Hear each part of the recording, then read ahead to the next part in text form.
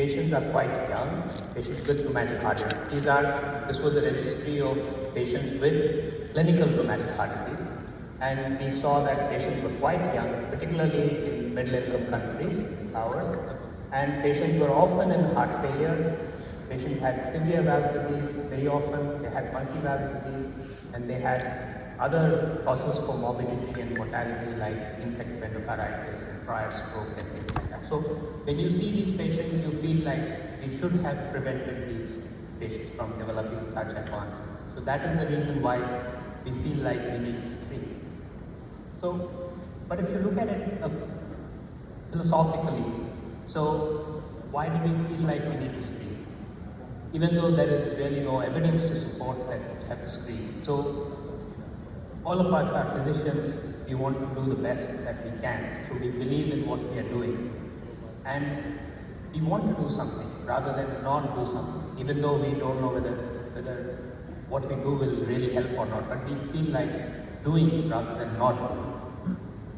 And we also tend to rely more on our own instincts, gut feelings, rather than what is there from studies or textbooks. So we prefer that, okay, I know what I'm doing is right. So we prefer to do it rather than just rely on some books. It makes us somewhat less of physicians. That's in our. So let's look at what diseases we need to screen for. What are they? These are established criteria for screening. So first of all, it should be a major public health problem. Those are diseases which we should screen for. In order for screening to benefit, it should have a recognizable latent stage or preclinical stage. This preclinical stage should be detectable easily with a reliable test. If it's not detectable, you can't screen. And the natural history of this latent stage should be known very clearly. You should know that, okay, if you detect latent stage in a particular number of years, this is likely to progress to clinical disease, for example. And then we should know whether we can actually treat and make a difference to this latent stage so that it doesn't go on to progress to clinical disease. And then it should be worth it. You cannot spend enormous amounts of money. All of us are not very rich countries, and we have other important diseases to take care of, so you can't spend the entire healthcare budget on screening. And also recognize that because the disease keeps occurring in the population, it has to be a continuous process. It can't be a one-time process, right? All screening has to be a continuous process. You do cervical cancer screening, it has to be a continuous process. It has to be all the time. So let us look at each of these criteria and see if rheumatic heart disease fits with this at all or not. So we can all agree that it's a major public health problem. We see these patients, they have significant disease, it affects young people, it affects our economy, that the productive years of life are lost. But let's look at one by one the other aspects of the screening process. So how valid are these criteria? We know, everybody knows we want to screen using WHF criteria or WHO criteria or some other criteria. So these are data from the GOLD trial, which is the only randomized trial which looked at screening. So we tend to focus on the progression part of the GOLD trial, but there is a regression part. So you'll see that over 2 years, an equal number of patients regress compared to progress. So just about half the patients actually progress. When they had initial diagnosis of RHD by echo, half of them regressed over 2 years, whether they got penicillin or they did not get penicillin. So what are these criteria there? I mean, it is just random. You thought that the valve was thickened, so you made a diagnosis, but you were wrong 50% of the time. So that's a large amount. And if you see, this is irrespective of second. So this raises the question whether these are good criteria at all for diagnosing latent RHD. This is one of the primary requirements. You should be able to diagnose with certainty the latent stage. So we are not sure about this. Let's also look at the other criteria that we use. So you'll see that there is a very different prevalence you will get if you use different criteria. And we don't know which of them is really true. The best way of knowing is when you actually have criteria, you follow these patients for 10 years or 20 years, and you see which of them will develop clinical rheumatic, because that is what we are interested in, clinical rheumatic heart disease. So there are no data like that. The longest follow-up is maybe 2 years, 3 years, 4 years, but not based on any uniform criteria. So we don't know what happens to this latent echocardiographic disease, which is just trivial or just thickening of valve leaflets. We don't know what happens to it. So, although the WHF criteria made it more uniform, but we don't know whether they are the right criteria. We don't know because we have not followed patients up for enough period. So, in a sense, specificity of these criteria are not known. Next thing is about the natural history. So, there have been several studies. But the problem with all of them is they've used different criteria. Some of them will use clinical criteria, some of them use different echocardiographic criteria. And so this is something which I summarized many years ago, saying that we don't have enough data to suggest how much disease progresses by. So on the average at that point in time, this is about 8 years ago, I suggested that it could be about 3% per year, depending on which criteria was used.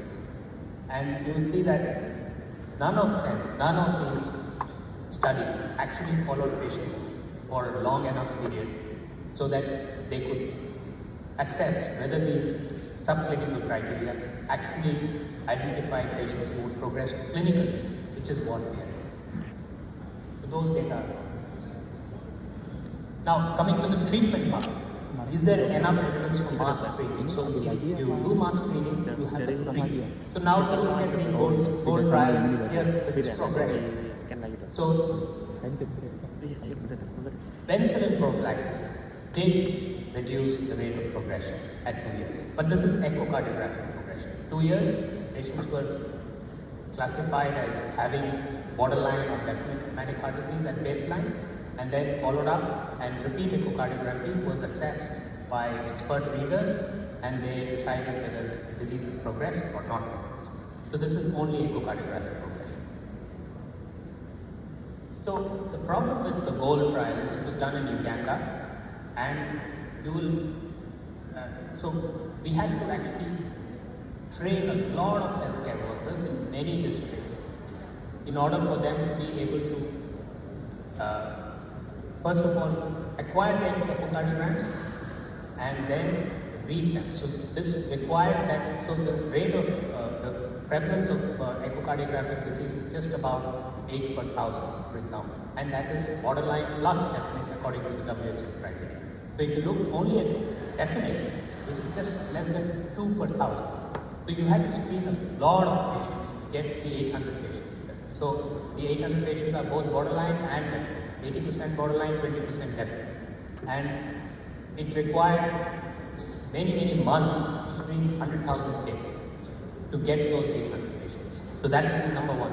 Second thing is all the echocardiograms were read by expert readers, multiple expert readers around the world. Echocardiograms were sent by people, and these were people who regularly see rheumatic heart disease, and they were read by expert readers. The third thing is that penicillin prophylaxis adherence was excellent. It was 99%. You all know that this is not possible in the real world. Adherence to penicillin prophylaxis is about 30% at best. So this is something which we have to consider when we look at the GOAL. GOAL is a proof of concept study. It said that BPG prophylaxis reduces echocardiographic progression. We don't know anything about clinical progression. But this is in the context of excellent BPG prophylaxis, which is not possible. So is this really feasible in the real world? Remember that this is just 100,000 kids. If you put all the kids that are there together in Indonesia and India, you just can't screen everything. So the results of GOAL are not generalizing. So the most important thing that matters, can we do really mass screening? What is the cost of mass screening?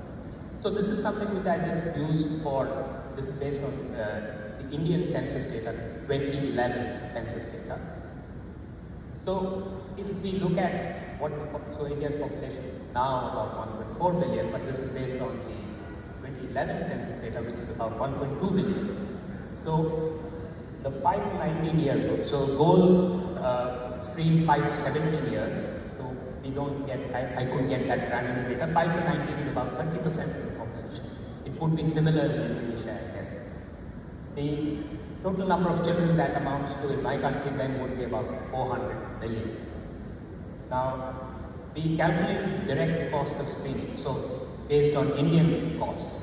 So this meant that people would acquire an echocardiographic machine per 100,000 people or 60,000 people. And we said that we costed all these things, we costed manpower, so these are just direct costs.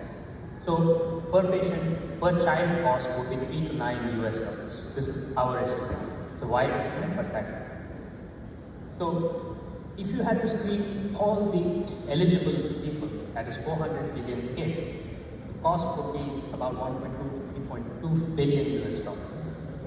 Now, we have to put it in the context of our health budget. So India spends just about 1.4% public health spending of GDP on healthcare. So that amounts to about 54 billion. So this means that we have to spend 2 to 6% of the entire healthcare budget on screening, where we just saw, we don't know whether it benefits at all or not. And this is just the cost. There is time, there is so many other things that we have to count for. And the problem also is that this is just one-time cost. If you have to look at kids, they are produced every year, so you have to screen again and again. At the interval can be maybe 3 years or maybe 5 years, but you have to keep screening. Otherwise it doesn't help. So,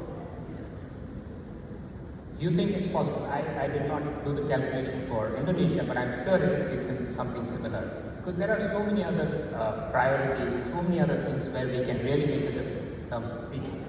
So I'll show you whether this fulfills any of the criteria for screening. It is a public health problem. But I'm not sure we are able to really identify a latent stage, because like I showed you, 50% of these people regress. It is a simple test, all right, but the deployment of the test is not simple. Echocardiogram in the community for all kids is not a simple, it's a logistic nightmare. We know now that the natural history in terms of progression, clinical disease is not known. We don't have enough long-term. And we said the GOLD trial, although it's a proof of concept trial, but the generalizability of the results to clinical practice is not there. And we said the cost is really prohibitive of screening. You cannot really screening on a mass scale and repeated screening. And like I said, case finding is a continuous process, so obviously it cannot be done again and again. So it appears that it is not something which we can do anything about. But how do we satisfy ourselves? So this is something which I showed the other day also in our talk.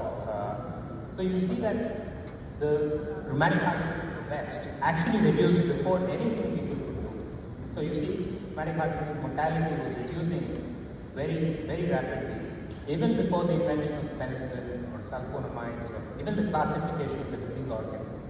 So it is not, rheumatic heart disease of poverty, it's a social disease. So as conditions improve, things will improve. And in India, for example, all the prosperous southern states, there is hardly any rheumatic heart disease now. It's only in the less developed northern states that we have rheumatic heart disease. And this is not something which is related to rheumatic heart disease alone. It is true for all other diseases. The first one is about scarlet fever, the second is about tuberculosis. So everything improves as conditions improve. So we can't satisfy ourselves by saying that, but then we need to do something. We are physicians, so we need to do things which make a difference. And what makes a difference? So this is the Invictus trial data, the Invictus registry data, which we published recently. So if you see, the one thing which really made a difference in terms of mortality is the tertiary care. Treating patients with valvuloplasty or surgery, timely valvuloplasty or surgery, and treating patients for heart failure, patients with clinical rheumatic heart disease. That makes a big difference. It reduces mortality quite considerably. So this is the effect of mortality, effect on mortality.